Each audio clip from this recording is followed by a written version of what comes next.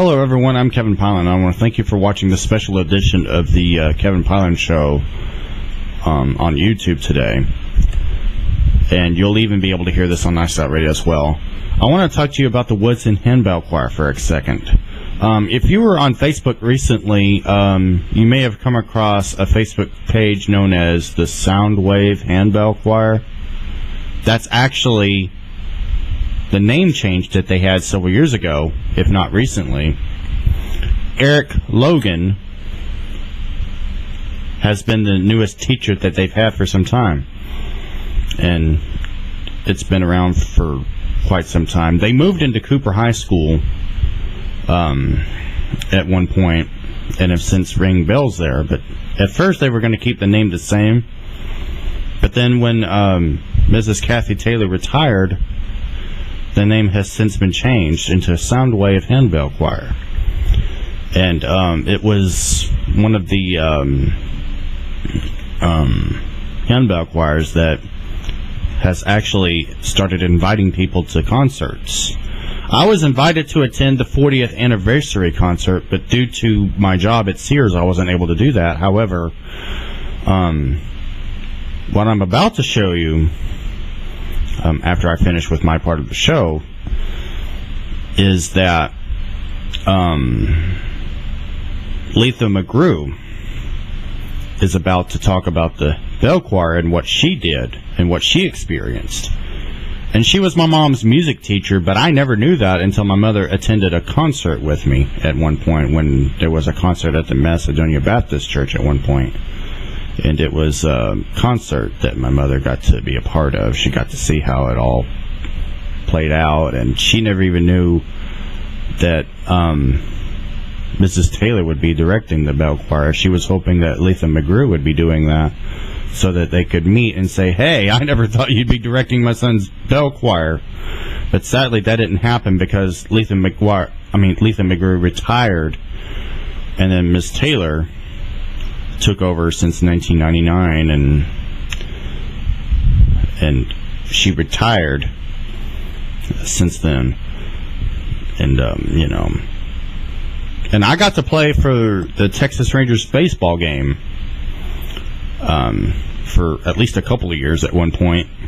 And since I graduated, they did it for an additional 3 years before they said, you know what, they're probably not going to be interested in having us come back. So it wasn't a tradition as many people would have liked to have believed. When K-Tab did a story about that, Seth Carter was interviewed. You might not have known who he was or ever is if you never got the chance to see the story. He's one of the best guys that I've ever got to know, and he was interviewed. Cathy Taylor did the story, but I never even knew who she was back then anyway. I didn't even think about that. But David Bacon was on sports at the time, and Fran Atkins sat next to Bob Bartlett when the story came out, when we first did the bell choir thing. And Seth Carter pointed out when he was interviewed that a man who works for the Texas Rangers came out to Abilene just to play bells.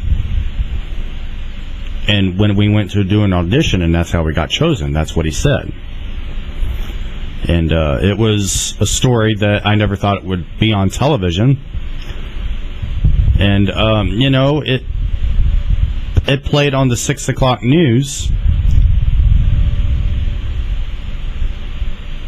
And I never thought for a second that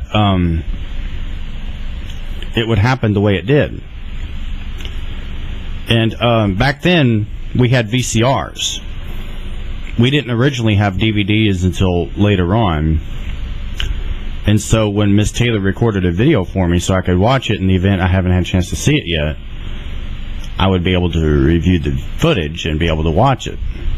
I no longer have the videotape that featured the first concert I was in due to having to get rid of some stuff back in the day. It was several years ago, but it didn't change the fact that I remembered who was at KTAB back then. Randy Turner was the meteorologist at KTAB at the time. Now he's on KRBC, but that wasn't originally what I was thinking about at the time that I came across the video. It was about the fact that I was in bell choir throughout the time that I was in high school, from 2000 to 2004. And the only reason why I graduated a year later was due to the fact that Cooper had a rule back then that required that every high school senior get a job. Well, that's not how it worked anymore at that time. So what they did instead was, when I got a job at town choir, they decided, you know what, let's not have him attend school anymore, but we will let him graduate. And that's what they did. They let me graduate about a year after that. The only catch was I had to talk to Mr. Walker on the phone week to week at times, and sometimes I would call him and sometimes he would call me, but those days are long gone. But what isn't long gone is the history of music. And I want you to take a look at what Mrs. McGrew started to talk about when we come back.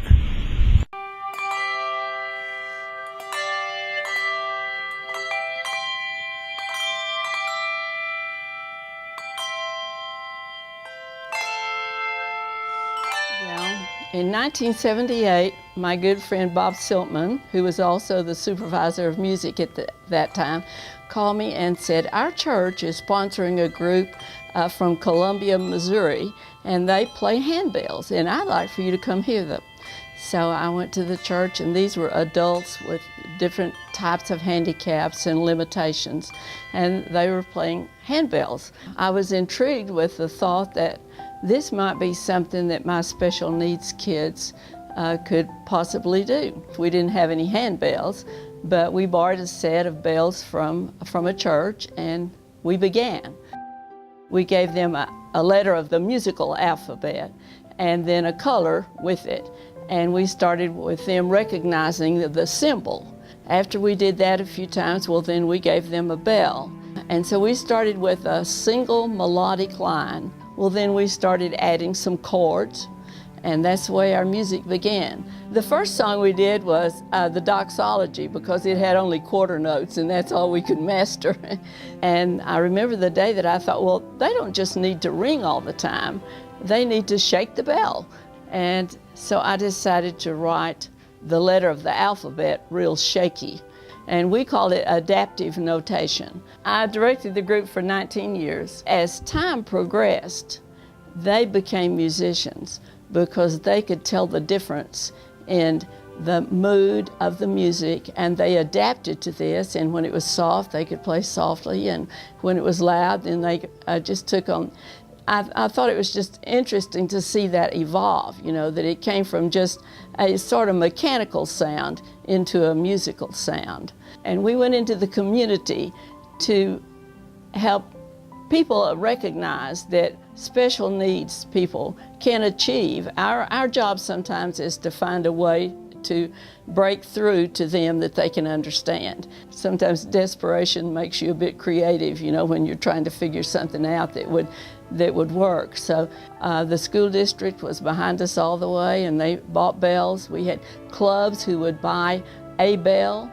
We had people who were interested bought memorial bells, and so our set gradually moved to where we had about 5 octaves instead of just 2 octaves to play. So we went to Austin about 3 times and played for different groups at conventions. We played 5 times at the Texas Music Educators Convention. We actually went to Washington 3 times. And the first time was in 1988, and we played for an international convention of children with special needs. And it was pretty awesome because there were people from other countries there. We got to be for a short time on the Today Show, which was really exciting. There was supposed to have been a group to play for a Senate hearing. Somebody was ill and didn't get to come, so they called out to the convention where we were and asked if we'd like to play at the Senate hearing. We said sure. And it was from that exposure that we were invited the next Christmas to play at the White House. We had an hour and a half that we could play music while people came and visited the White House. And then we had a tour of the White House and got to attend a little reception at the White House. And so it was an awesome experience for us to get to do that. President Bush, the first President Bush, was president then. We did meet the president's staff. We also met the president's dog. The kids had fun romping along with the dog in there at our reception. A boy who was autistic. He would come and sit outside the music room with his fingers in his ear. He liked the music, but he couldn't stand the sound. And so I asked him one day, I said, would you like to come inside the door? No, I don't think so, he said. And so we worked for quite some time before we got him to come into the music room. Then one day I said, how about ringing a bell? I bet you could do that. No, I don't think so. And so this went on for weeks and probably months. And finally, we got a handbell in his hand. He was hooked on it. And he was pretty tall, and we arranged the students, kind of according to height behind the tables and the risers. And so he had to stand on the end to accommodate the fact that he didn't want all that noise, as he called it. And eventually he was able to stand in the middle of the bell choir and play and ring. I still see him at Disability Resources, and he always says, Mrs. McGrew, do you remember when we went to Washington? And so it made a difference in lots of kids' lives. It did. Well, I started in 1997. I actually had the privilege of team teaching with her for one semester. And so she was able to sort of train me in her system, and so I didn't change a thing. I thought it was so wonderful, and it was a real privilege to get to work with her, and then, after that semester, then to do it on my own. And then my daughter was in the handbell program, so it was a good fit, and I've always liked handbells, so.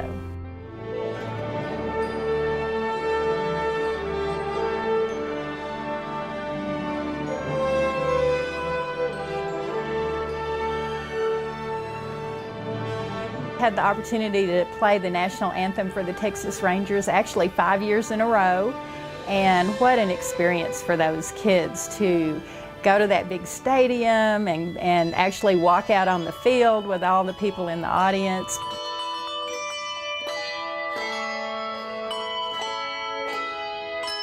This is the third year we've done this. The new kids in the group have always, they've been asking me since school started if we were going to get to come back, so it's very exciting for them, and they just look forward to it every year, so hopefully it'll be a tradition. They have been so accommodating to us. In fact, since we were coming up early to eat, they picked up our equipment out on the sidewalk and are storing it for us until we get ready to perform, and they have just been wonderful. They really treat our kids right. And I remember thinking back, well, how would I know about the longevity of the music in question? And I never thought I would be able to go to the ballpark in Arlington to play handbells with the bell choir. So when I got the opportunity to do that, that's what I did. They'll make an announcement that it's the national anthem, and we'll perform, and typically they'll show us up on the big screen too, so our pictures are up there, and it's the biggest audience we ever play for.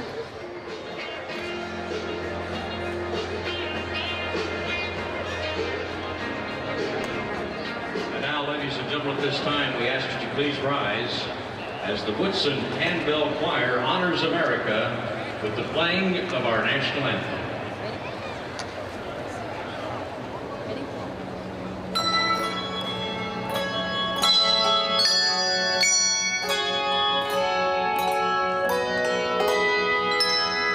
One thing that was really fun was before it was time to do the anthem and we were on the field with a mascot, he would come over and interact with the kids, and he would get a bell, and they would laugh, and that was just really a special opportunity for the kids to get to do, and I'm glad we got to do it as long as we did, because that way a lot more of the kids got to have a chance to do that when they were in the bell choir. The Rangers did always seem to have good luck, but there was one year that we played, I think the Rangers scored 8 runs like immediately afterwards, so maybe we gave them a little charge or something.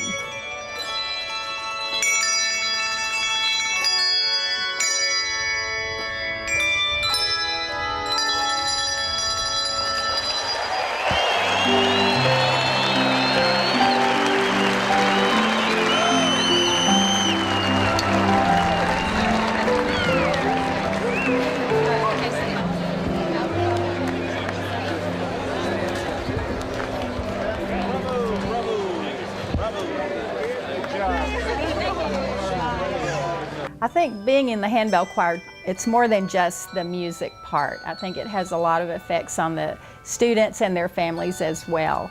As far as the students, the number one thing I think it helps them with is their attention, because they have to pay attention to even be able to play. They have to be looking at the music or they don't have any idea what to do. So they really become more and more able to focus.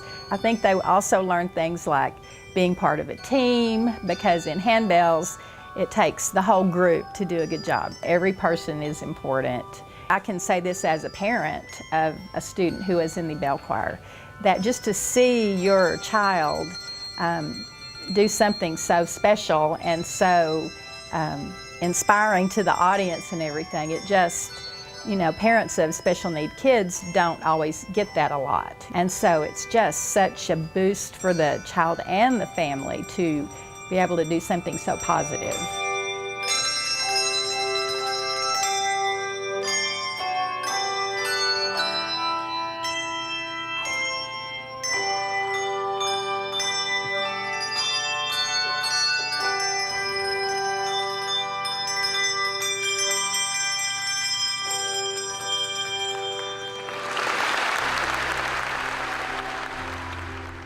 My daughter was in the Woodson Handbell Choir while she was in school. She graduated in 2004 and went to live at DRI, Disability Resources Incorporated, here in Abilene, along with several other former handbell ringers that have gone on from school. So I had, in my mind, I thought I should start a handbell choir out there. And so in 2007, we started one. We were allowed to borrow some bells from AISD and do a little trial run, and it went over very well, and so we were able to purchase our own bells. But we've had a handbell choir out there for 10 years now, and a lot of them are former AISD bell ringers, and that has been a real treat for me since I'm retired from the school group now, but I get to continue to do it out there and kind of bring the same benefits to more adults now with disabilities. It's not something you can just walk in and it just happens automatically. It's a lot of work. It's worth it, very well worth it. You know, I'm just so grateful to Letha McGrew for developing this where I didn't have to start from scratch when I started at school. And now let's listen to what Eric Logan has to say about his time directing the bell choir since Cathy Taylor retired. The students at that time, my first year, were extremely beneficial in me getting a good handle on what we were doing as a program. It was very exciting, very rewarding, and I learned early on just why the two former directors stayed with this program for so long. We have around 218 scrolls of music.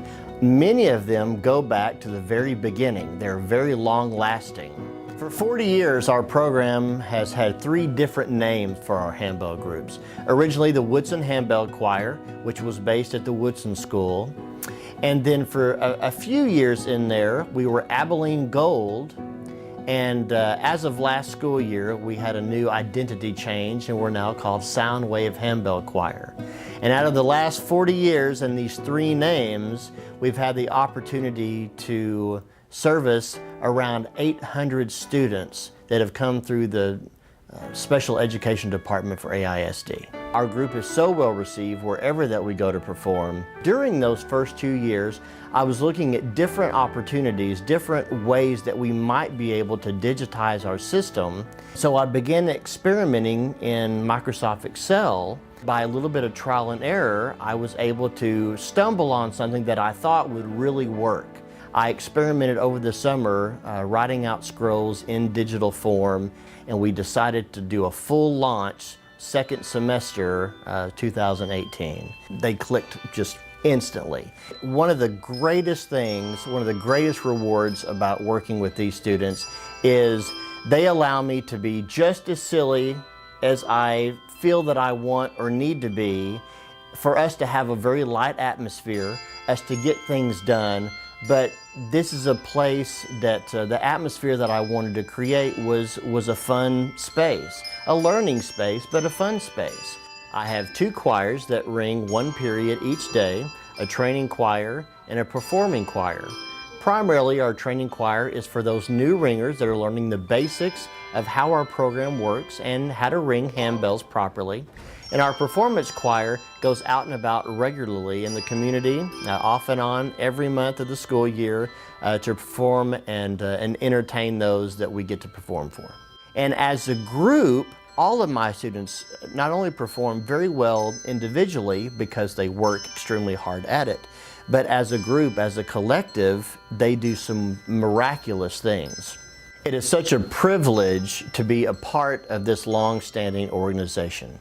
And I would like to thank Letha McGrew for seeing that there was a need and spending all the time it took to develop a music method that no one had seen before and create music with her students 40 years ago. There's been tons and tons of research done about how music affects a person in every other aspect of their life. And I believe full force that this particular music program with these particular students is giving them something extra that is not really easy to measure.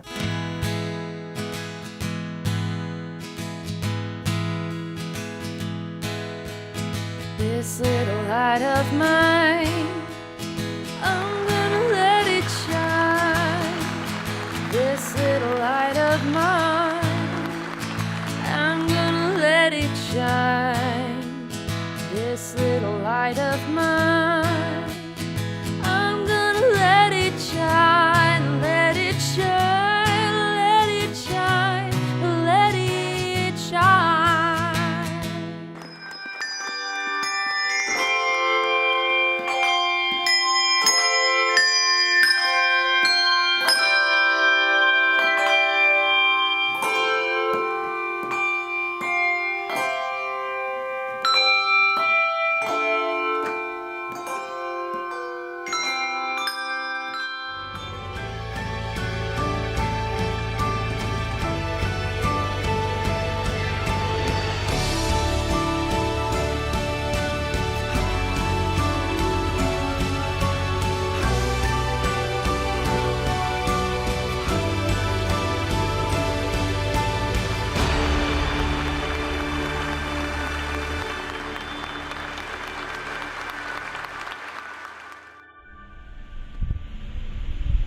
And I want to take a moment to thank Cathy Taylor, Letha McGrew, and Eric Logan for putting together this video that you just saw earlier today. It was a special treat for me, having seen the video before I reviewed it and decided to do this show for you folks today.